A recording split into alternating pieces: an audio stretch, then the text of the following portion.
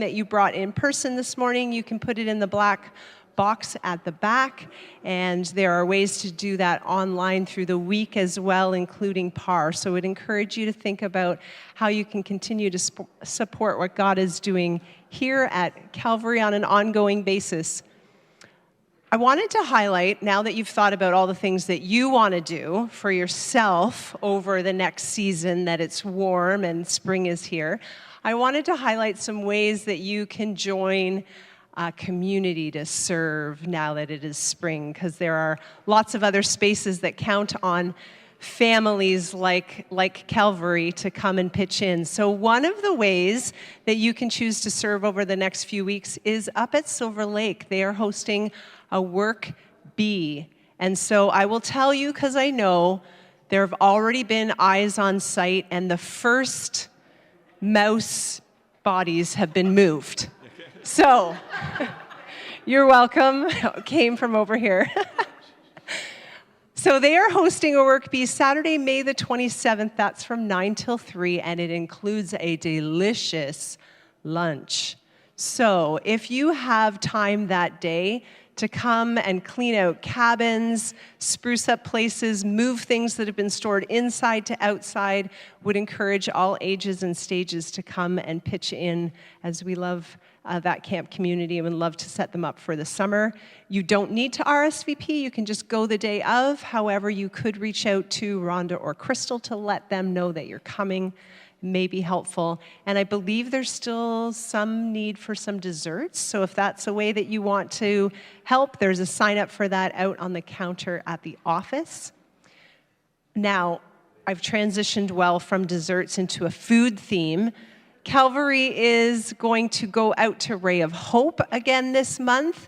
And so a way that you can serve, if you're not on the actual team of going and making the meal, a way that you can serve is by donating some resources for them to use to go and purchase the food and things that they need. So they need some money, financial donations to be able to put that meal on, and then they'll go and purchase everything that they need. So easy ways to do that. You can certainly contribute cash or check, either in person. Just note it that it's for Ray of Hope. You can also e-transfer. And again, just note that it's for Ray of Hope, and that will get to the team. So I would encourage you to do that soon, as I think they're out soon. Right? Soon. As Jesus says, soon. And suddenly. Suddenly they'll be there, so you better give soon. How's that? And we just have a food theme this morning. I did not notice that until right now. Meals ministry is the other way that I would want to highlight that you can serve.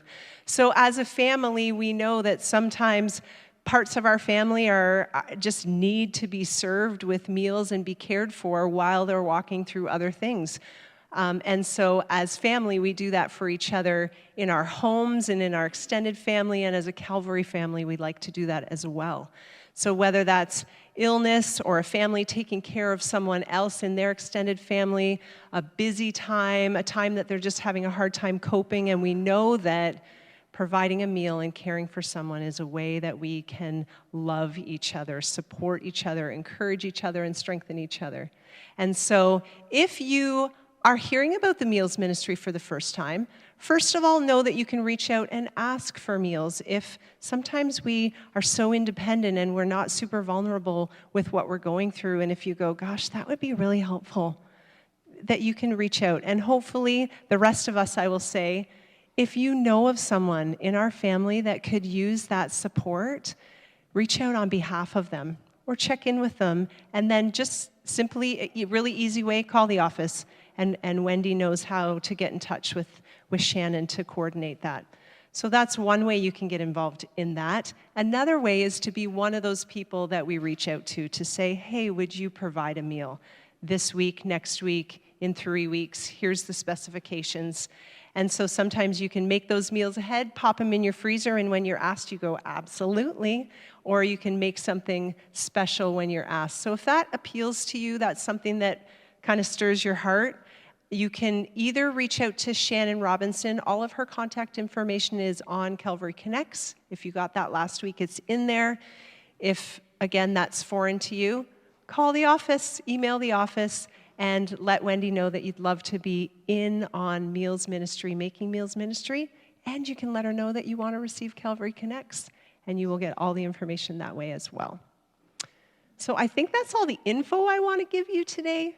So can I bless you into some worship this morning? Let's do that together. And I would ask for you to just close your eyes or take some space, whatever that looks like in your pew. And God, we want to just take a moment right now and thank you for those that you have placed in our lives that have mothered us somewhere along the way. And God, we know that sometimes those spaces take us to places of joy and smiles, and sometimes those places take us to harder, more tender spots. And we know that you will meet us in all of that. So we first come and say thank you. Thank you for the moms that we have had, both biological and the ones that have come alongside us in seasons of our life where we needed someone to comfort us and nurture us, walk with us, advocate for us, see us and love us. Because, God, we know that that is a reflection of your heart for us.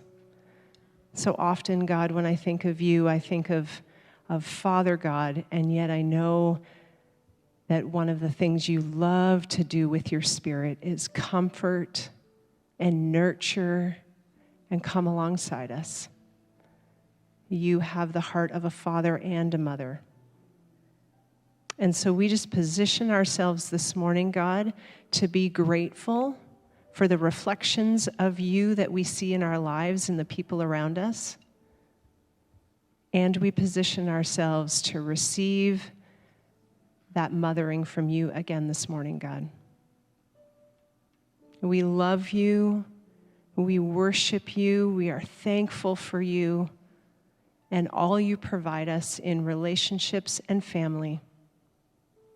And we want to worship you this morning. Help us lay things down, and Holy Spirit, would you just fall on us and brush off anything that is stopping us from standing in your presence, knowing that we are welcome and loved, and you just want to connect with us this morning, God. In Jesus' name we pray. Amen. So will you stand and worship with us this morning? Awesome to see our worship team continuing to expand. Yeah. Welcome, Woo. Amanda. Yeah. So again, welcome. Wanted to continue some of the conversations we were having last week. We've been using and hearing, you've probably been hearing family gatherings, talking about this idea of family. And that is something that as a church, obviously, we long to be as we worship, as we care for each other, but also as a family diving into facing situations together, having those conversations together. So I want to give the same preface that I gave last week. If you consider Calvary your home, if you consider Calvary your family, I invite you to continue to lean in to the conversations we're having and the invitations that we are giving this morning and over the course of the next couple weeks, because that's what we get to do together. If you are visiting with us, like I said, if you're feel like you're just dating, but you haven't committed to the relationship, there hasn't been a define the relationship talk yet, does not mean that you oh, I'm not an official member here. No. Again, if you consider Calvary your home or your family or your community, consider yourself invited. But if you're just I'm just here, what do you want me to do? I'm just checking this out once or twice.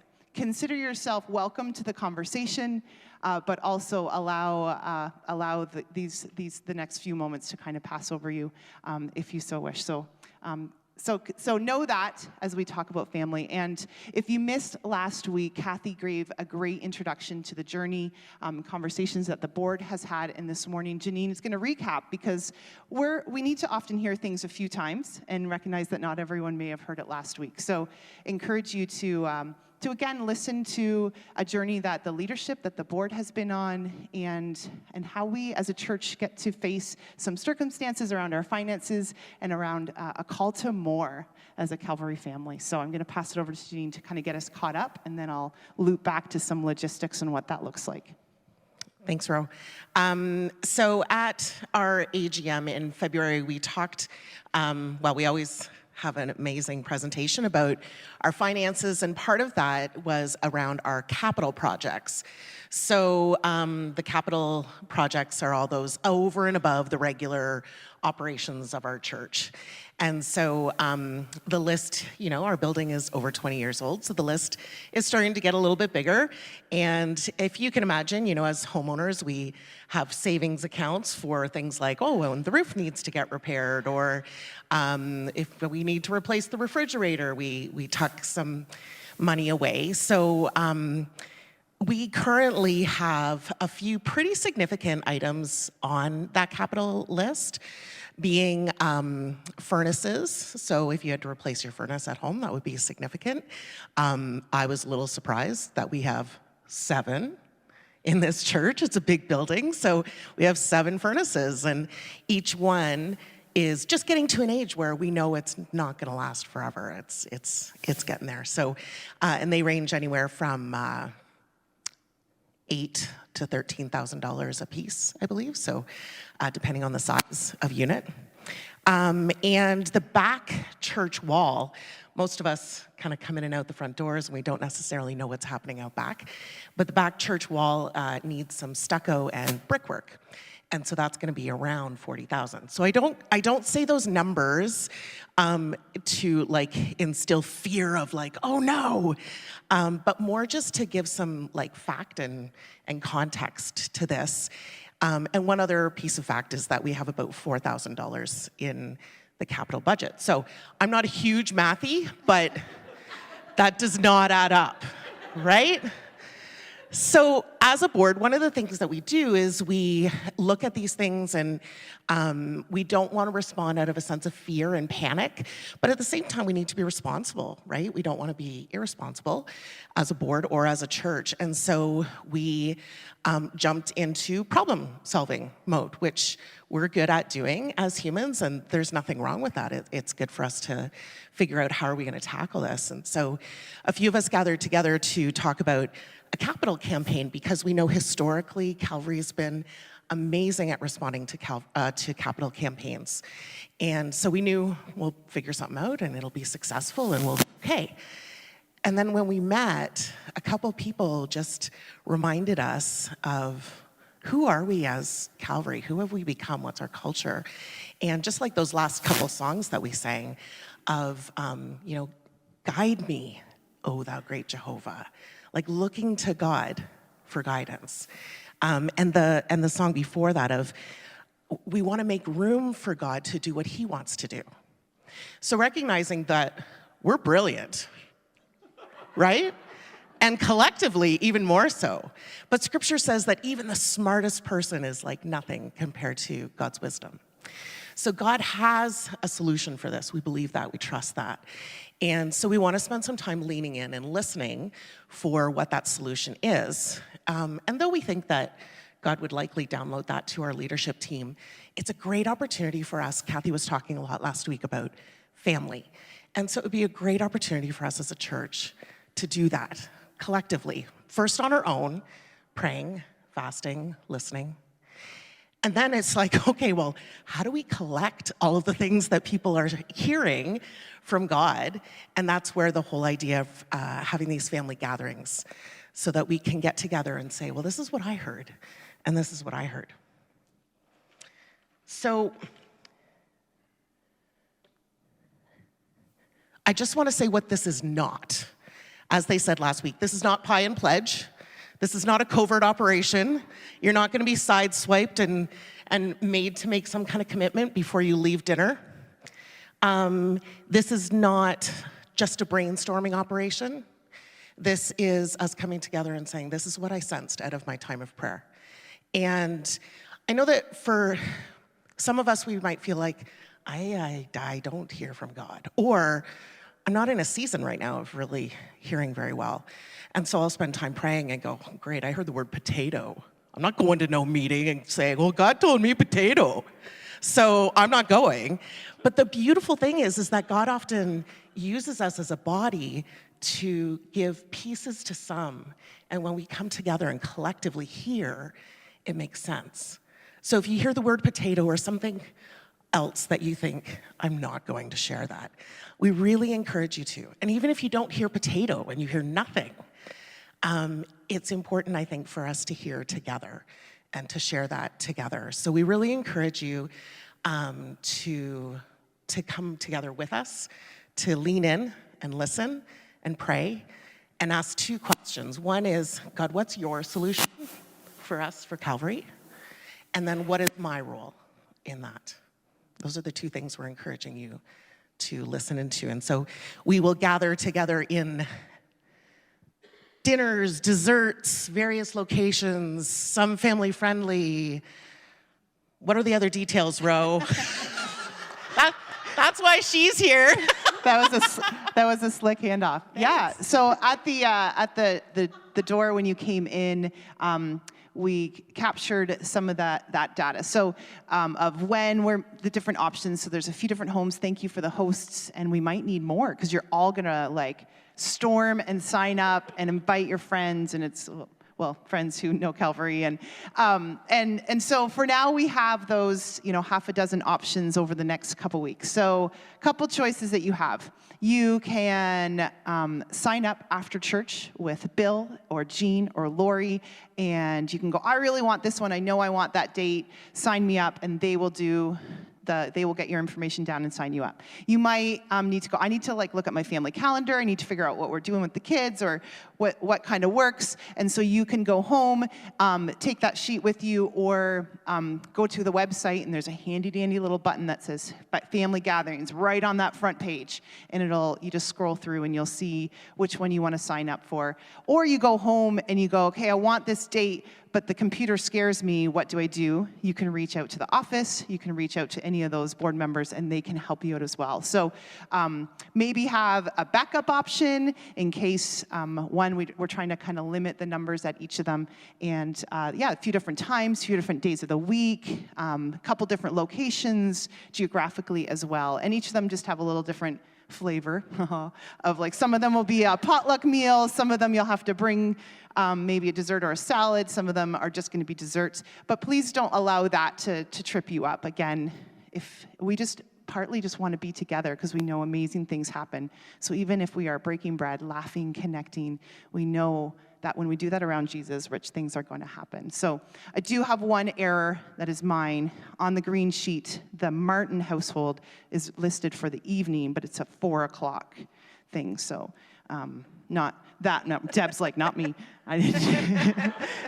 Jean and Q over there. So please do that. And on the website, there's links to the resources we've given around praying, interceding. There's the link to the fasting if you missed the Sunday on fasting. So as we invite you to journey into this individually as well as corporately, we want to equip you with what you need. So after church this morning, you might get bombarded by Lori or Bill or Jean. And if they ask you more than once, it's not because, they're zeroing in on you. It's just because they didn't get the memo that you might have already signed up. So don't feel you can just go, already been asked. It's like voting time. Already been asked. I'm already voted. So anything else I'm missing, Lori, about the details of that? Wonderful. Well, we just are excited about these gatherings. Stu's going to come on up. And we are, again, just grateful for the board and leadership that they've given us on this. So look forward to what's next. Thanks, Janine.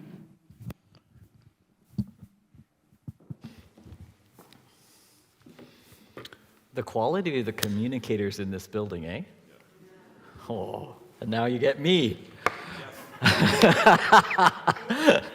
I do want to say one thing that I didn't hear that I know is one of the things that excites me about these dinners. You may have got from the sense of this that you're coming and somebody's going to stick a hot dog in your mouth, and then you're going to just gather around together and say, this is what I was hearing from God. That's not how we roll here, right? Like, there's going to be hangout, food, connecting, laughter, silliness, and then a time to just gather together and just say, hey, what are you thinking? What are you hearing? And it's going to be wild. It's going to be great. It's going to be fun. It's going to be good. So just know, like, even if you're like, all I got was potato or whatever, or you've got nothing, but you just want to hang out with this cool group of people and you want to be where the cool kids are, then sign up, because something great's going to happen. So often, I can't even count how many times, people come to a moment where we're trying to discern what God is saying, like board meetings, worship meetings, and you come with nothing, and then one person says something, and suddenly everything clicks into place, and you go, oh, I had been thinking about that. I did hear something. I just didn't know I was hearing it. It's in those moments when you're actually sitting around listening to other people that suddenly it all comes together. So please come, just to hang out. Maybe it's not the wise thing you're going to say in that moment, but maybe it's just while you're having a Coke with somebody and you're talking about something and you just say something that makes their day. That's going to be life-changing. Okay, good? All right, let's pray. We're going to dive in. Father God, we want to thank you. Lord Jesus, we want to thank you. Holy Spirit, we want to thank you. And we pray that you would just allow us to rest and settle now. To be able to bring our lives before you, our families before you. The things in our calendars, the things we're looking ahead at and wondering, how am I going to make this work? You know our situations. And God, we also know that you are the way maker, the one who has a solution for every situation. Would you speak to us today? In Jesus' name, amen. We're going to sing a song in just a second, but I want to set up a prayer time and give you just a picture, and we'll move into the message in a moment. But I was thinking about Mother's Day, and this random remembering of my mother came to mind, but it does sort of tie in, so work with me here. So happy Mother's Day to those of you who are mothers, by the way. And those of you who have been mothered, what a great time to stop and go, oh, I am so grateful for that role. And I love how Kelly set that up. So I was thinking about my mom because I'm thinking about this moment, you know, that key moment, that life-changing moment that happens when suddenly the torch gets passed, or you get, when suddenly you're behind the steering wheel of a car for the first time, or the parents hand you the keys and go away for the weekend. There's this moment where, for both sides, there's the person receiving the keys or the keys to the house, the keys to the car, who are like, this could be great or this could be really bad. But there's also for the parents who are also like, this could be great, this could be really, really bad. And yet, it's one of these most important moments, this handoff, this moment where you step into what you were made for. So I was thinking about that this morning because my mom took me to my beginner's lesson. And we drove to, it was at that time, it was in downtown Guelph, and I wrote the test and passed. That was more surprising than you know. And then she drove home, and then she took a detour and pulled into the Baker Street parking lot in Guelph. I don't know if you can picture this, but it's a old-style downtown parking lot. And I thought we were going home, but she pulls into this parking lot up to this. You remember those old ticket booths with the yellow bar that comes down, and then there's this orange, big metal behemoth of a thing that you push a big button and a ticket comes out. Picture this. So she pulls up and she stops. She looks over at me and says, there's no better time to drive than right away. And so I'm like, scared and nervous, and you could tell by her face she's more like green. But she's pulled up, she's stopped, and she gets out. And thinking about it now, I was thinking like, the heart of a mother to want to release your child, to let you risk, to create that culture. Like, I'm really grateful for that. She probably should have pulled into the parking lot first, because when she said ease up on the brake, I had never done that before. And I eased up on the brake, and the car lurched to the left, which is where the ticket thing was, and the side view mirror, gone.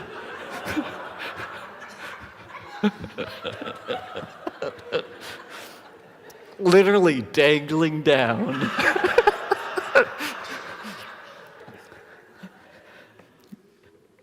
She very quietly said, maybe I should drive home. And I'd forgotten, because she used to drive me crazy when I was learning to drive, because she would like grab the seat and there would be seat marks in it, and it'd be like, she would have these horrible sucking noises when I was driving. And I didn't put the two and two together really until this morning when I was thinking about that. I believe, and just to segue out of this, where is this going? I know there is actually, I believe this is one of those moments where God is actually handing to us as a church the keys. I believe that this is a moment where God is saying, you know, you've been used to at one point maybe just the minister making decisions, or at one point just the leadership making the decisions. And all of these are really good seasons, but I believe that God is inviting you in the pews, us as a body, to step up into a whole different level of hearing God's voice, of saying, this is my church. What God wants to do in this church matters so much. What God wants to do through this church matters so much. That even though it's a kind of a housekeeping rule, what do you do about furnaces? Is there something that God is literally holding back, refusing to share just with the board, just with the leadership, in order that we might pick up the keys, even if it gets a bit messy, so that we can actually hear together and learn together how to deal with the situation and get God's solution. So I want to invite you into a moment of prayer. Would you, if you would, just close your eyes. We'll invite the band to come up, and we're going to finish the prayer by heading into a song. But this is how, it's not the only way, but it is one of the ways that we bring God, a situation before God. Last week I had you do this with your own life, with a situation in your own life. I would like to ask you to do this on behalf of Calvary this morning. Would you hold the things that you heard Janine say this week? Maybe you think about the things that Kathy was saying. Or maybe you've noticed something else that Calvary needs, that God wants to do here. But would you just take a few moments now and just be aware, notice, God, these are the things that I've been noticing about Calvary. These are the things I'm concerned about. These are the things I'm excited about. Just recognize them before God. It's how we start. You don't have to do anything else but be aware of what you've been thinking and bring God into it. The two questions that Janine asked at the end. God, what's your solution? What do you want to do? And what's my part? Well, this is part of your part. God, there's this thing that we've been talking about. I want to tell you about it. I want to tell you about how I feel, and I want to hear what you think and feel, God. And don't put any pressure to have anything happen other than that this morning. Will you pray with me? God, here we are. Just so you know, I'm going to give you moments to just quietly, you could, if you're better to write prayers, write it down, or just quietly tell God. Don't worry about whether you say the right words or the right way, but God, here are the things I've been hearing about Calvary. From the front, the things I've been noticing, the things I've been dreaming about.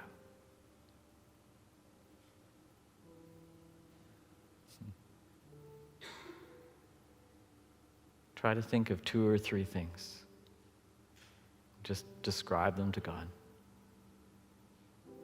It's a conversation.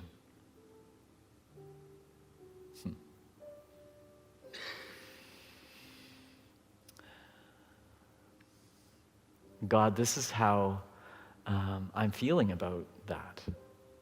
Would you just tell God, as you hear Janine speak or Kathy speak or me, like maybe you feel like I don't hear God, or maybe you feel like I wish that they weren't talking about this morning. It's Mother's Day, or just be real, be honest with God. These are the feelings that are coming up for me. These are the thoughts that I have. Try to think of 2 or 3.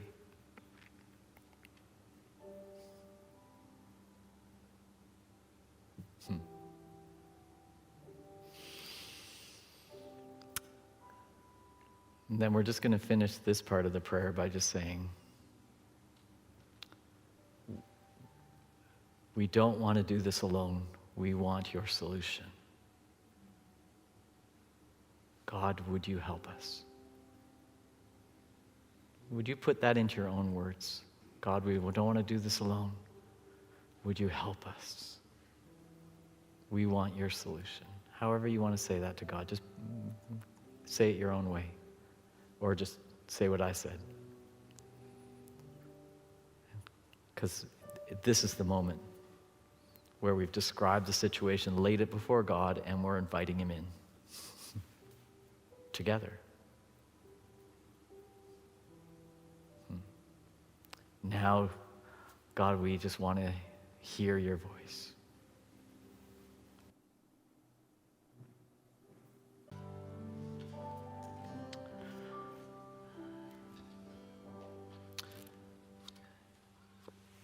I can't account the amount of times that I think I know of these moments of desperation that lead people to seek the face of God, where God suddenly moves people from being in the passenger seat to like suddenly driving a whole new experience of God, all new living for God in a whole different way, working with power and discovering who God is in ways that they never would have had they not reached that point of going, God, I need you.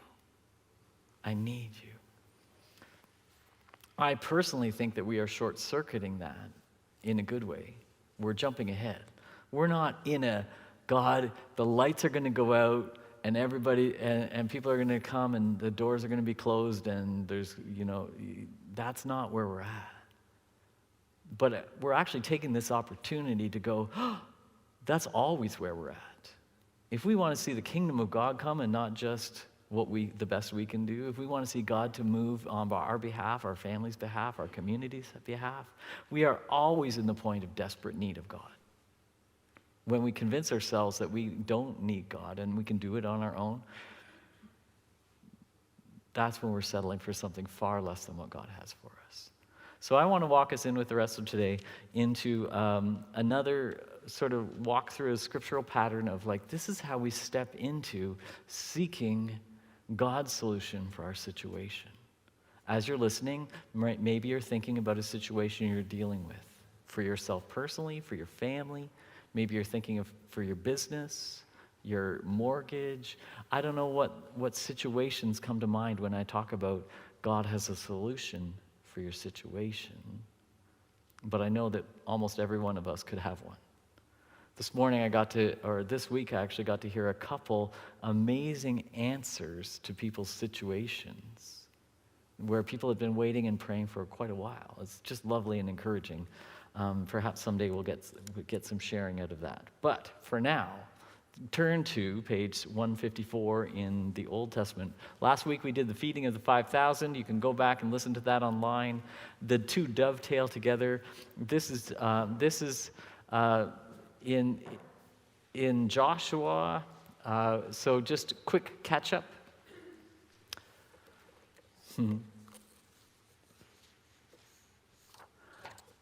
Joshua is taken over, literally, Moses, who was the leader of the Israelites, through the desert for 40 years, heading to the promised land. They had been slaves in Egypt. God had led them out with Moses. They had gone through the desert for 40 years, but always in mind that the desert wasn't where they were meant to live. Slavery was not where they were meant to live. They were meant to live in a land of promise, and God leads them into this promised land. On the very verge, the moment before they are about to enter into the promised land, Moses dies. And Joshua, who has become his second in command, Joshua was a lover, not a leader. Like, he loved to be in the presence of God. He loved to hang out with God. He loved to worship. But now, suddenly, he's pushed into a position of being a leader, and this is the moment, the handing of the car keys. This is the moment. And they have crossed the Jordan River, and it's at spring tide, so or tide, but spring runoff, and the waters are high. They can't go back. They are stuck here in enemy territory. They are facing the walls of Jericho ahead of them up a hill, or not up a hill, but along the way on a high place. And facing that, no way to go back, facing that before them, with a guy who is just taken over. Joshua doesn't know if he can do it. The people of God don't know if Joshua can do it, and they are in a point of desperation. Now, if you could, turn for yourself for a second. Do you remember the story of Jericho? Think about it. Just turn to a neighbor, tell them 30 seconds. This is what happens with the story of Jericho. Go. And if you don't know, make it up.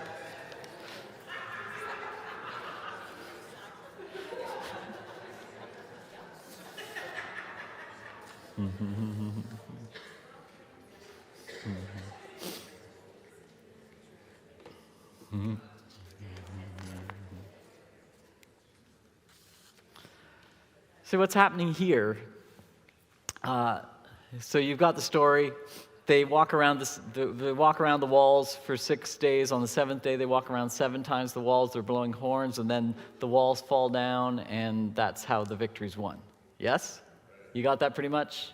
And the walls came tumbling down. You got that? Okay. So we're not going to read that section of the scripture. That's pretty much the gist you need to know. But we'll unpack a little bit more. But let's back up a little bit. Before that moment, in the moment when you're waiting for the solution, in the moment where you're going to, one day, people are going to celebrate this moment at Calvary where do you know there was a time where they sought the face of God, and they said, God, what you're doing is not enough for what is needed for the people of God in this world. What you're doing in our lives is not enough for what the world needs. What you're doing in my life is not enough for what my family needs. What you're providing for us is not. We need your solution. This is going to be one of those times where maybe 2,000 years from now, they'll be singing Sunday school songs about us, you know. And the money came tumbling down. I don't know. But this is one of those moments for Joshua before the walls fall. In this moment where the keys have been handed over and they don't know what's going to happen, that's where I want us to sit today. Because how God walks Joshua through this is kind of key. And where it starts is this passage right here. And so you're on 154, yes? Okay, great. So look at the end there. Now, this is verse 13. Now, and I think we have this online. When Joshua was near the town of Jericho, he looked up, and he saw a man standing in front of him with a sword drawn in his hand. So when you see the word look up, you just kind of have to picture that. You ever been in a moment where you're doing something and suddenly you go, ah! You got that? That's the word in Hebrew. Okay, got it. So, with a sword drawn in his hand, after Joshua went to the bathroom, he went up to him and asked, thank you, are you for us or for our enemies? Are you friend or foe? Now, that's a really reasonable question. You got to understand, when there's an invading army coming into a territory, it was quite common for people to desert the foreign army and come to join. And you would ask them, are you joining our side? What's going on? Sometimes, though, you would get zealous people who run out and are seeking to conquer. And so there's this moment, this common moment where Joshua as the leader comes before him. But you need to understand that there's this confusing moment. There's been a suddenly here. Suddenly, a man has appeared with a sword drawn, and he wants to know, like, are you on my side? Remember, he's in enemy territory. He doesn't know if he's got it. He doesn't know if his people have got it. He says, are you on our side or not? This is an important moment. And the response, neither one, he replied. I am the commander of the Lord's army. Now you need to understand, Joshua had been a worshiper with Moses who was a shepherd. He shepherded the people of God. He knew God as a shepherd, one who cares, one who tends, one who comforts. He didn't know God as a warrior leader.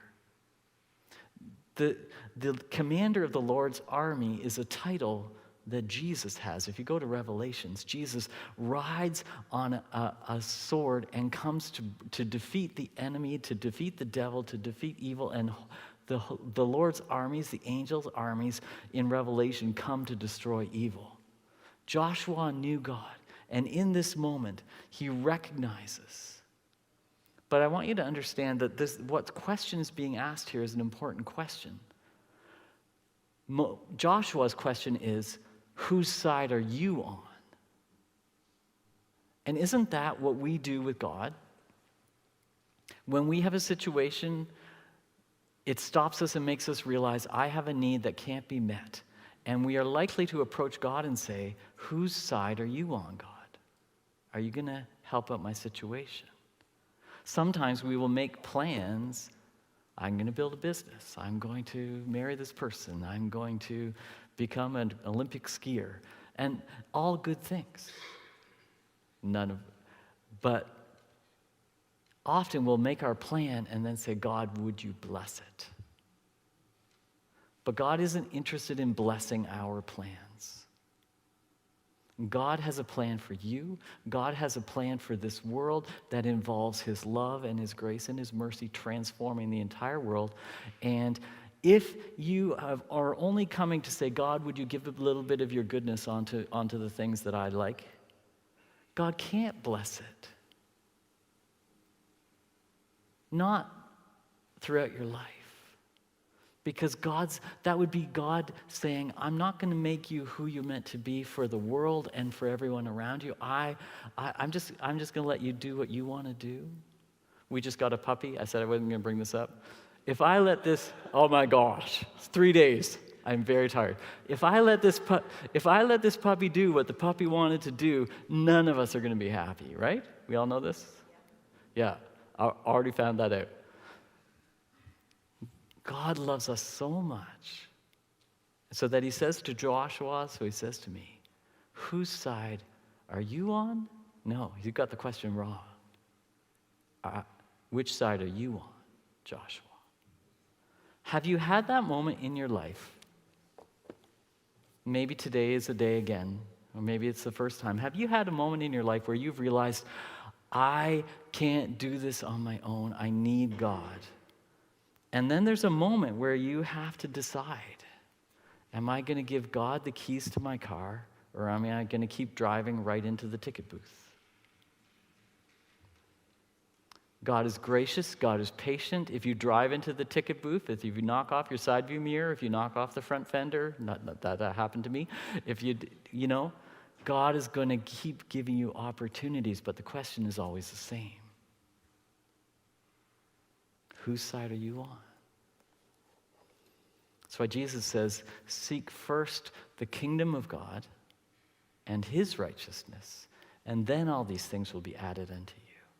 If you get the order wrong, if you say, God, I want all these things, and then give me you, well, there's a big wall of Jericho between you and God then.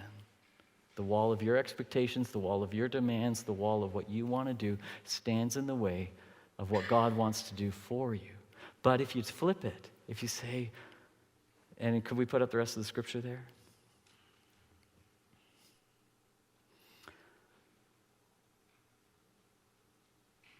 I think could you go back to the first one? Sorry. There we go. Neither one, he replied, I am the commander of the Lord's army. And then Joshua falls, I don't know, we're missing that scripture, but Joshua falls on his knees, right?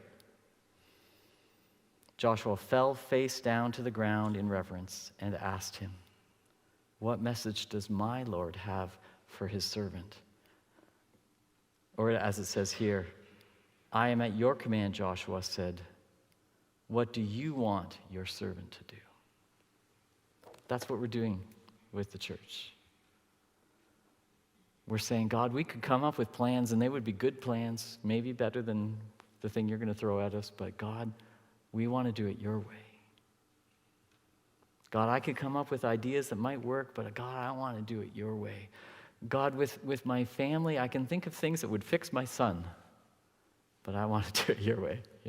Probably pack too much emotion into that. You know what I mean? My kids are amazing, just so we know. But God, I want your solution for my situation. And it begins with this moment. And God brings Joshua at the very moment before the miracle and brings him to a moment that is just like Moses. Do you remember Moses? As a shepherd, he shows up and he sees the burning bush, and God says, throw down your staff. Surrender, give it up. Give up your identity as a shepherd. Moses throws it down, and a miracle happens, and he picks it up. God is bringing Joshua to the same moment. Joshua knew Moses' story, and he knows that what's happening. Joshua knows that he's going from being a worshiper, worshiping God in the tent, to being invited into the ranks of the commander of the Lord's army. He's being invited into taking territory. He's changing his identity. When we start to seek God for a solution, God will challenge how we perceive ourselves and invite us into who he sees us to be. When we stop looking at our own situations and just trying to solve it ourselves, but say, God, what do you have? We get to step into something that is far greater than we knew. And that's why every situation that arises gives us an opportunity, gives God an opportunity to reveal how great our God is, how good he is. So, I may have spent too long on this, but I do want to ask you. Listen to Oswald Chambers. Every element of our own self-reliance must be put to death by the power of God. The moment we recognize our complete weakness and our dependence upon him will be the very moment that the Spirit of God will exhibit his power. So, are you at that moment in your life? Have you come to the end of your own attempts in trying to figure out how to be a parent, in trying to figure out how to solve your finance issues, in trying to figure out? I'm just going to say, we as the leadership of Calvary, yes.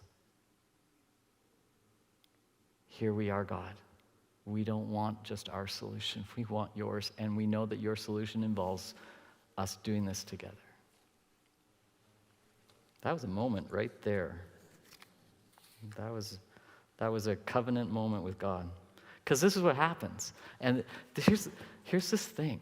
When Joshua recognizes who the commander of the Lord's army is, whether it's an angel of God sent by God to tell him God's word, or whether it's actually Jesus pre-incarnate, and scholars differ, Joshua's response is exactly right. Falling face down like they would in that culture. You are worthy.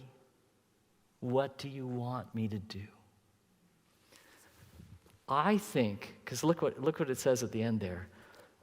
He says, take off your sandals. He didn't say that before. For the place where you are standing is holy ground.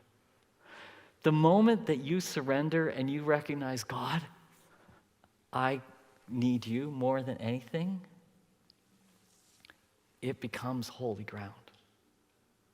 I think the reason that the angel says, take off your sandals, this is now holy ground, this moment here, whether in your bedroom at night when you are falling before God and saying, I don't know what to do, but I need you, or this moment that we did before the song where we said, God, here's the situation, we need you, that moment becomes holy ground. You just did something that invited the kingdom of God to come. And it's never going to be the same, and neither are you. Because God is going to move in a way that is unexpected.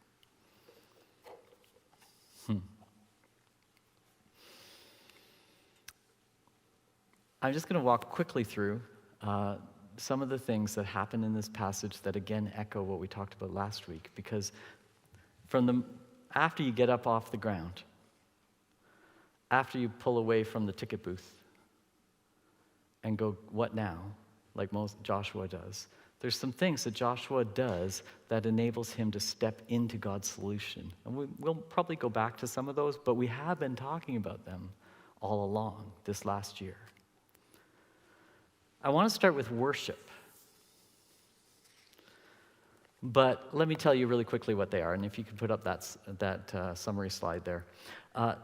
The first thing that Joshua does is he listens, right? He says, what do you want me to do? And then in the beginning of chapter 6, you get a passage where Joshua is talking to God about what the strategy is to come against Jericho. Next thing he does, do we have that slide there? It's called... Oh, we have no slides. God.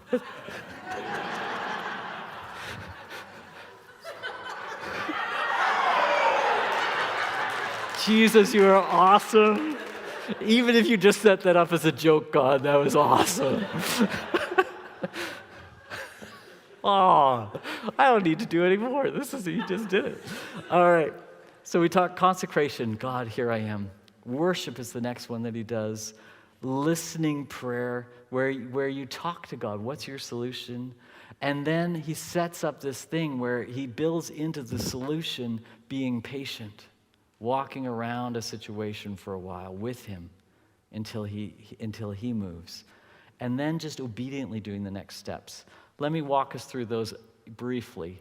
But you can go back through our last year and go, oh, they did a sermon on this. They did a series on this. We have talked through each one of these over this last year, and God is bringing it all together so that we get to do it together.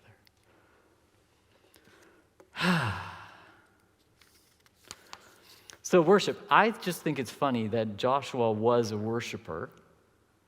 God is inviting him now to be a leader and general of an army, and his first strategy with Joshua is, hey, why don't you use what you already know? I think that's a key that God often does with us. One of his solutions, as you're praying about for us or for your own situation, is likely he'll say, hey, you already know how to do this. Why don't we do that together? So Joshua, his strategy is get the worshipers, the priests, to head up the team, have the presence of God right in front, and the worshipers are literally blowing horns, and the horns are calls to prayer. When the shofar blew, that was a call to prayer. So God's strategy is basically this, which is an absurd strategy for battle. But you walk around the town 6 times, once a day, and the whole time, all of the people, the army, be silent. And as the leaders lead, you're just going to go around calling you to prayer over and over. You're just going to worship. And then on the last day, they're going to do it 6 times on the same day, and on the 7th time, they're going to go around blowing the horns and worshiping all together out loud. And that's your strategy. It had to be God that gave the people of Israel the trust in Joshua, don't you think? Like, brand new leader, like say your teenager came to you and said, I've got a plan. And it's so crazy, and this is how we're going to but it had to be God that said, oh, that's a good idea, Joshua. Let's do that. But they did. Because he had had an encounter with God. And the favor of God was upon him. And God gave people faith. Worship is just this. it's close to consecration. It's, God, I need you. But then it's taking time to dwell on who God is. And I love this strategy. The whole time walking around the problem, they're being called again and again to worship and remember, God is the one who made the way through the Red Sea. God is the one who opened the Jordan and we walked through. God is the one who provided for us in the wilderness. God is good. God has good plans for me. I've seen it in my parents, my grandparents, my family. God is good, and they worship. If you have fear or anxiety about a situation, that is clear evidence that God wants to show you how he is bigger than the problem that seems big to you. And he's willing to walk with you around that as you learn to trust in him. So worship is this first thing that we do. We just are going to, God, this situation seems too big. I'm going to worship until you, in my mind, are bigger than the situation. We just worship. Worship isn't meant to be generic. When you come on a Sunday morning and you're singing songs and the line comes up and you go, oh, I don't want to sing that line because it doesn't feel like my life, that's it. When you choose to worship in that, God, I know it says it's true. I know you said that you'll be faithful. I know that you said you're kind and good, but this doesn't feel good, but I will worship you anyways. That is when worship happens. That is when we say, God, I need you. And my expectations and experience, I lay before you. When I remember Bill Johnson talking about his father dying, and they were in the hospital. They had been praying for healing for cancer, and he didn't get better.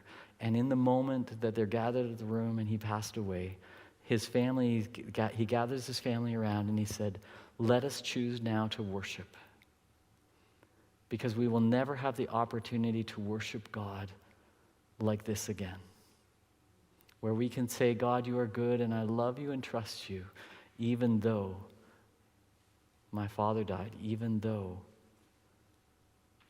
our prayers weren't answered like we wanted them to be.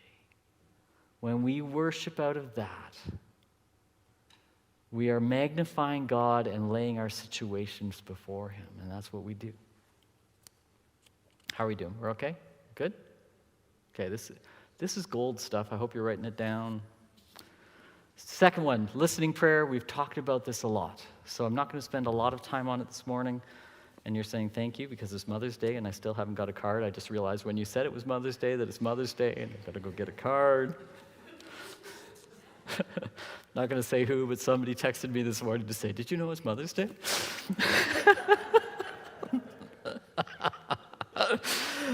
So, years ago, I was doing something that was really difficult, and it was a course I was doing, and the people were difficult, the situation was difficult, and this is like when I was in my early 20s, and I had read this Jericho thing, and I decided that I was just going to walk around the building every day before I went in to pray, before I went in to do my thing.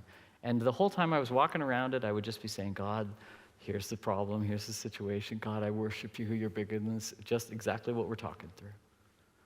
And then I would go in, and it would be hard and sometimes crushing, and then I would go out and say, God, you're bigger than, and walk around. Well, that led to 2 years of doing that, and then that led to me doing that around my first church, and then that led me to do 17 years of doing that around this church. Every problem, every situation, God. And sometimes crushing, sometimes hard, but I walk around the church praying for us, praying for this church, praying for me, and God, what is your solution to the situation? Listening prayer, the best way for me, and everybody's different, is to do the walking around, laying it before God, and then saying, God, what do you think? And then just writing down what I think he's saying. Then talking it over with other people usually follows that. But each of you, each of me, all of us have situations that if we would consecrate ourselves, if we would worship, And then we would walk around the problem with God and listen for what he might say is the solution. You would start to find that God begins to reveal strategies, reveal things about you. Joshua went from being a worshiper hiding out in the back to being the leader and stepping into his identity. Moses went from being a shepherd to being the leader of a nation and setting a nation free. You and I were meant to step into more of what God has for us. That happens in this. That's the place that happens. Your situation is an invitation into the solution. Walking around the walls, as you do, you may fast. You may say, God, I keep forgetting and I keep trying to take the car keys back from you. But when you fast, whether it's fasting food like a meal, or maybe you say, I'm not going to do Facebook. Every time you feel that twinge to like, I should just check Facebook or I should Instagram or whatever kids are doing these days. I'm hungry, I want a donut, but I'm fasting. Every time that reminds you, it reminds you to go, God, I'm fasting because I need you as a solution to the situation. And then it kickstarts you into praying again. God, here's this thing. I worship you. You are worthy. I'm hearing the horns blowing, calling me to prayer. And I'm saying, God, I don't even know how to pray about this, but here's the thing. Would you step in?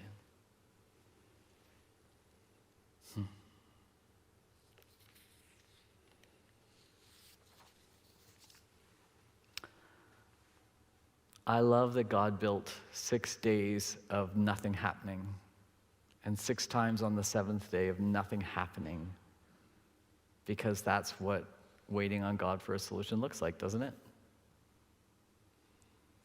But as we get ideas, as they come up, then we get to gather them together and go, oh, it feels like as I listen to all these puzzle pieces being shared, this is the strategy. And then we worship again and the walls come down. The next steps really is like, just do the next thing. Oh, it's Tuesday. It's walk around Jericho again day. For as long as it takes. But the reason that we are pushing the gathering together for meals, the gathering together, asking you, will you covenant, not just to gather to come for a meal, but would you start to now set aside something that you could let go of so that it will call you to prayer, fasting, or would you set something in your calendar, on your phone right now and say, I'm going to put a beeper on at noon to remind myself to pray for this situation. As we practice this as a church, I believe that it'll teach us how to practice this for our own lives. I believe as we keep walking around these walls together, that we are going to become so good at seeking God for a situation and finding his solution that when others are facing situations, we will be able to help them step into it. I believe that we are heading into a season of history where God needs God's people to know how to draw upon God for a solution, because the situations will happen. I want to pray for us as we head into worship. Would you stand? This is a stand before God moment. And I don't know this morning whether there's been several times in my life where I've had a Joshua moment of just throwing myself down before God and saying, here I am. I've been trying to do it on my own and I'm sorry. I need you. I am on your side. If God is stirring you again in this season to throw your life before him, you are in no better place than right now to do so. And so God, on all of our behalf, we say, we need you.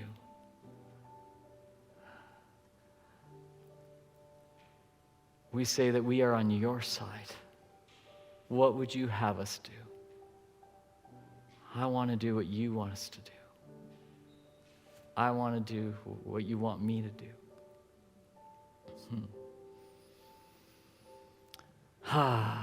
And God, we hold before you our situations, and we hold before you Calvary.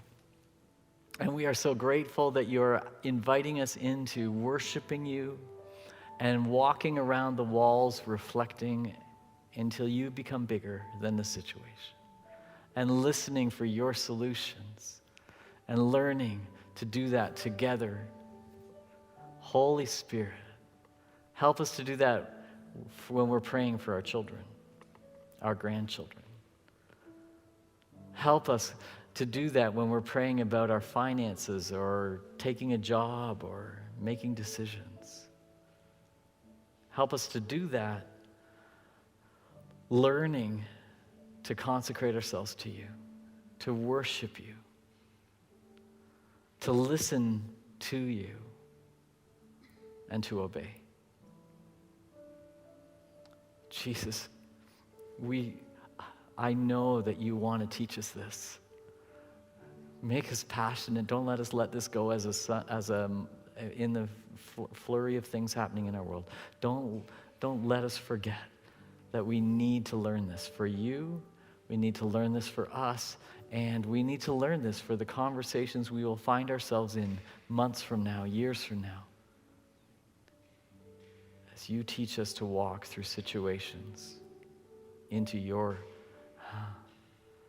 leading solution, but even more so, into all that you have of who you are. We pray in Jesus' name. Amen.